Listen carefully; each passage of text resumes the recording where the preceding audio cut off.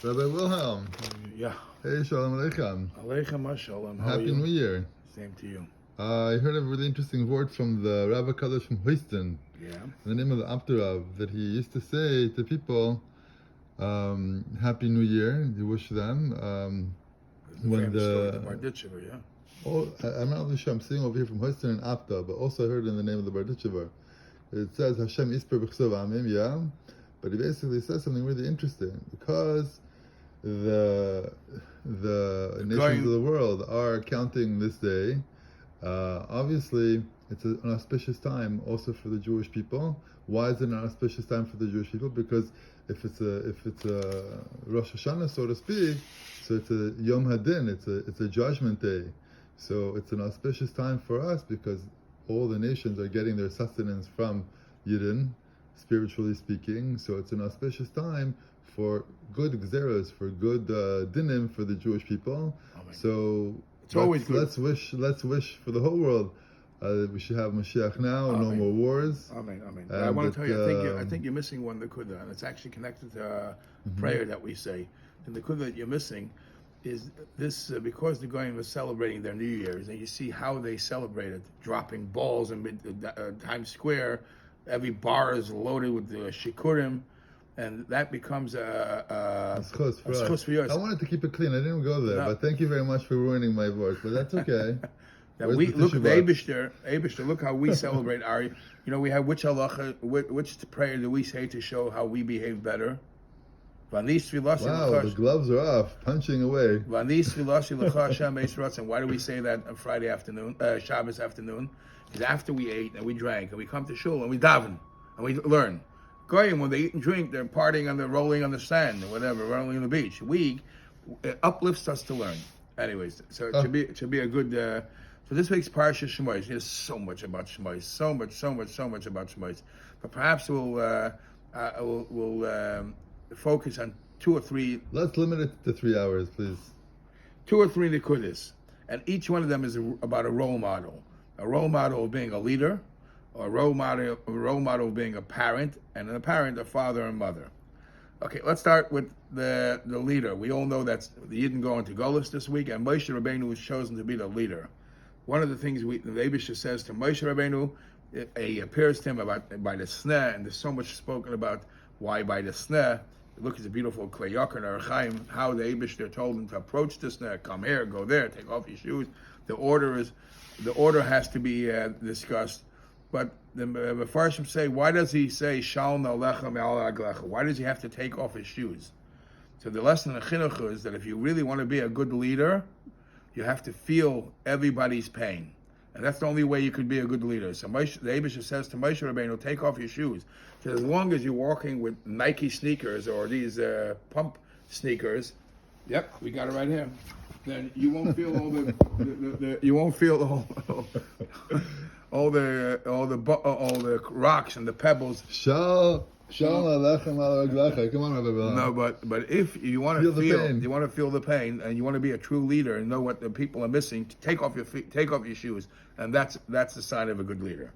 The same, and I heard somebody saying. You can take off your shoes after I leave. Okay. Then you can take off your shoes. I heard somebody saying a Chassidish interpretation to the famous rule in Gemara, "Hamoitzi mechaverei olav harayit." I told this a beautiful word.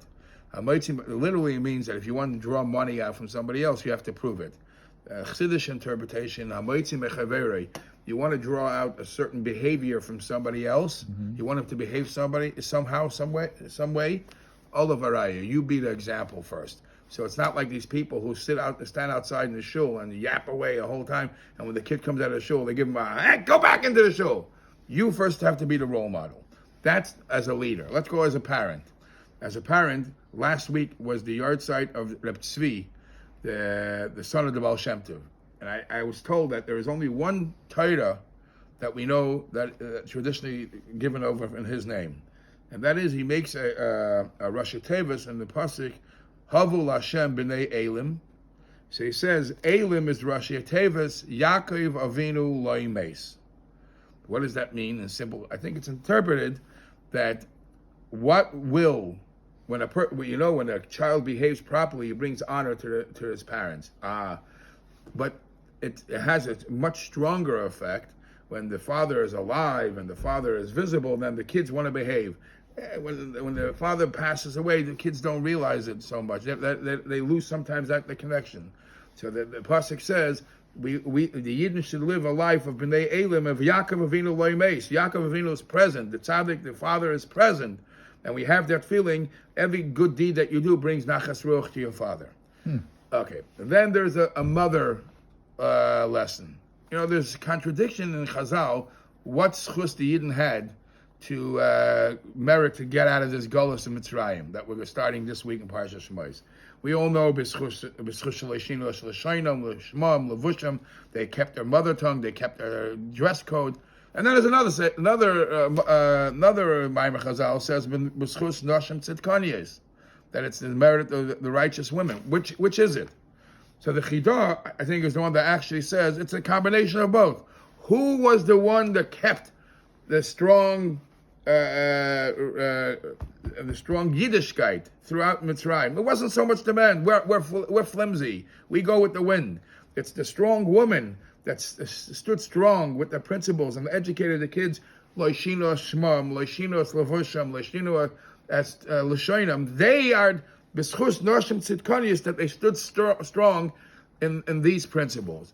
And I saw somebody interpreting this is actually why we say in Eishes Chayil, we say the pasuk Eishes Chayil mi yimtza.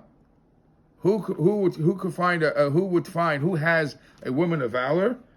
Batach ba'alev baila, her husband has meant a tremendous trust in her. V'shalo lo yechsor. She's not lacking any spoils. She says, how do we see what a good wife is? Eishes Chayil mi yimtza. If shalo, shmam, levusham, and l'shoinam, she doesn't budge. She has those principles. No Mark, no Morty. It's Avram. It's Moshe, and the same with don't budge an iota of what Torah wants, what Chassidishkeit wants. And if you show that starkheit, we overcome the starkheit that the Eibishter gave Rachman al-Islam Paroi. That a slave. Show him who's really the Am Ksher Erev.